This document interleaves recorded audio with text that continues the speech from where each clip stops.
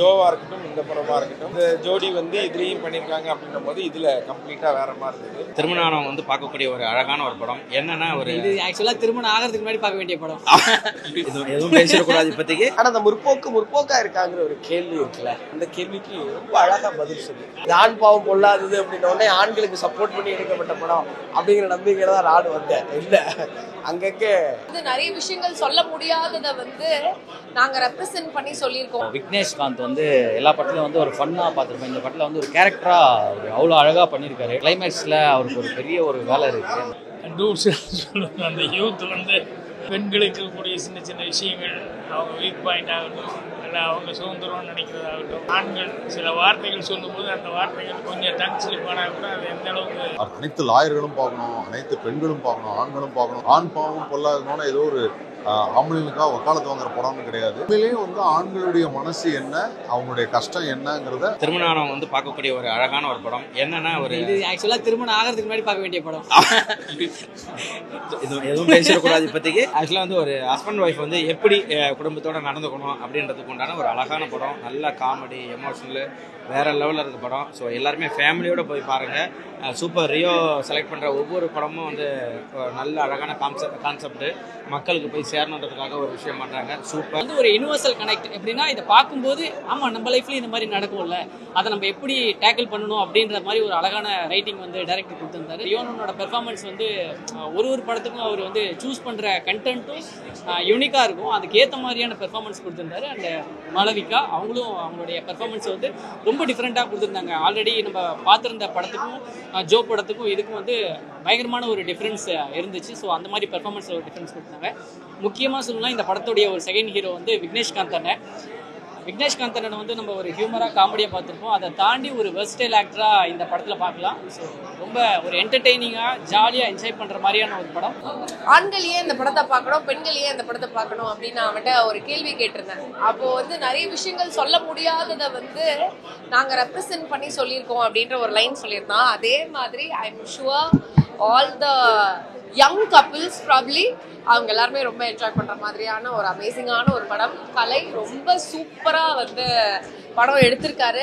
So ஆண் பாவம் பொல்லாதது டெஃபினட்டா உங்களோட ஃப்ரெண்ட்ஸ், ஃபேமிலி, எஸ்பெஷலி கப்பிள்ஸ் நீங்க இதை வந்து பார்க்கணும் அப்படின்னு நான் ஆசைப்படுறேன்.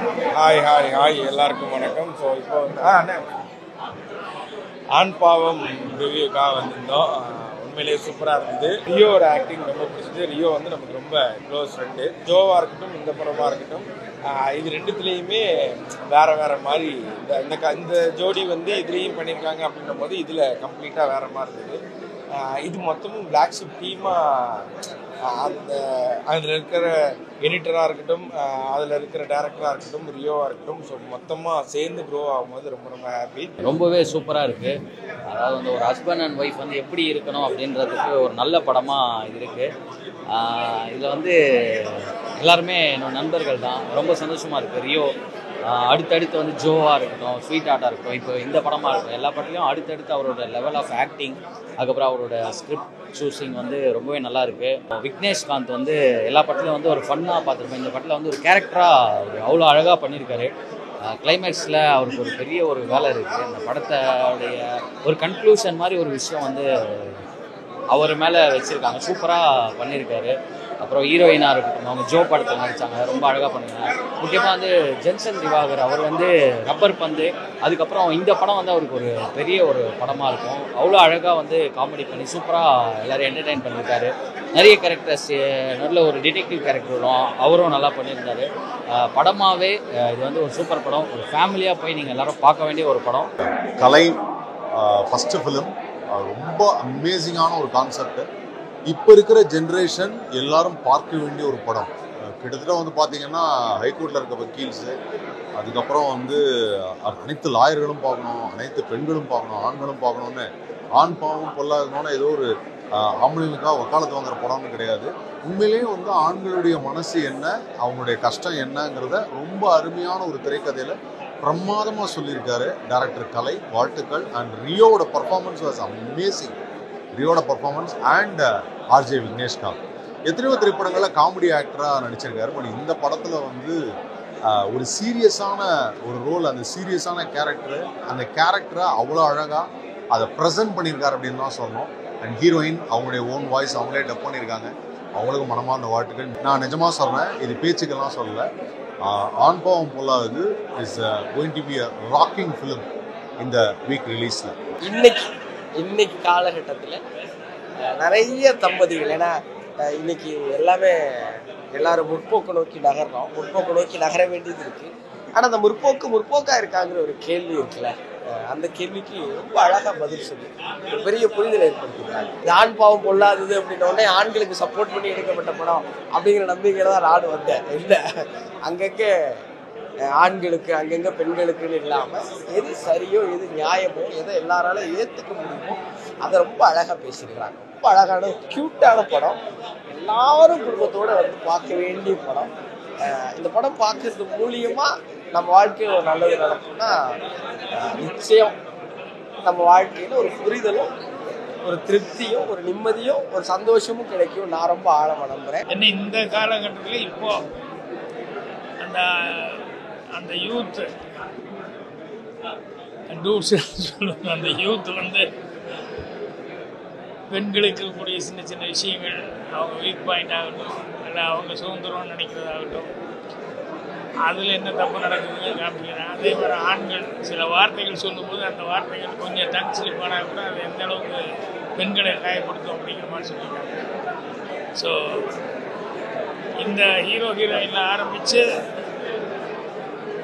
நம்ம பிளாக் ஷிப் அந்த கப்புள்ஸில் அழகாக கதையை கொண்டு போய் அவங்களும் சேர்ந்து அந்த ஸ்ரீகாந்த் அவர்கள் வந்து லாஸ்ட்டில் வந்து சொல்கிறது வந்து கோர்ட்டில் ரொம்ப டச்சிங்காக சொல்லி முடிச்சிருக்காங்க. இன்றைக்கி யூத்துக்கு தேவையான ஒரு நல்ல மெசேஜ்.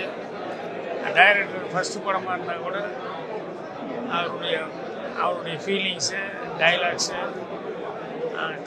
கான்செப்ட் எல்லாமே ரொம்ப பிடிச்சிருக்கு. மெயின் கேரக்டர்ஸ் பையன் பொண்ணு ரெண்டு பேரும் சுற்றி ஒரு படம், ரொம்ப கண்டென்ட்டு ஒரு ப்ரிமைஸு அப்படி இப்படின்னு மிரட்டுற மாதிரி உருட்டுற மாதிரி இல்லாமல் பையன் பொண்ணுக்கான ஈக்குவேஷன், அந்த ஈகோ நம்ம பார்த்துருப்போம். அந்த குஷியிலேருந்து ஆரம்பித்து சொல்லலாம். இப்போது ஓமை கடவுளே, அப்புறம் இப்போ தலைவன் தலைவி, வட்டா குஸ்தி மாதிரி படங்கள், அந்த வரிசையில் எனக்கு வந்து ஆண் பாவம் ரொம்ப ஒரு சைடாக இல்லாமல் பயாஸாக இல்லாமல் டைட்டில் மாதிரி இல்லாமல் ஒரு பேலன்ஸ் இருந்துச்சு.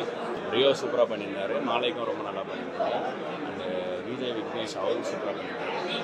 இந்த படம் ரொம்ப எல்லாரையும் கனெக்ட் பண்ணுற, ரொம்ப ஒரு ஹஸ்பண்ட் அண்ட் ஒய்ஃப்ஸ் எல்லாரையும் கனெக்ட் பண்ணுற, அவங்க பார்க்குற ஒரு படம், அவங்க பார்க்க வேண்டிய ஒரு படம். இது ஒரு கம்ப்ளீட் ஃபேமிலி என்டர்டெய்னர். நம்மளை ரொம்ப மனசார சிரிக்க வச்சு கடைசியில் ரொம்ப ஒரு ஸ்வீட்டாக ஒரு இமோஷ்னலான ஒரு எண்டிங் இருக்குது இந்த படத்தில். ஸோ இந்த படம் நீங்கள் பார்க்கும்போது அவ்வளோ சிரித்து அவ்வளோ இமோஷ்னலாகவும் உங்களை கனெக்ட் பண்ணுற நிறைய சீன்ஸ், நிறைய மொமெண்ட்ஸ் இருக்குது.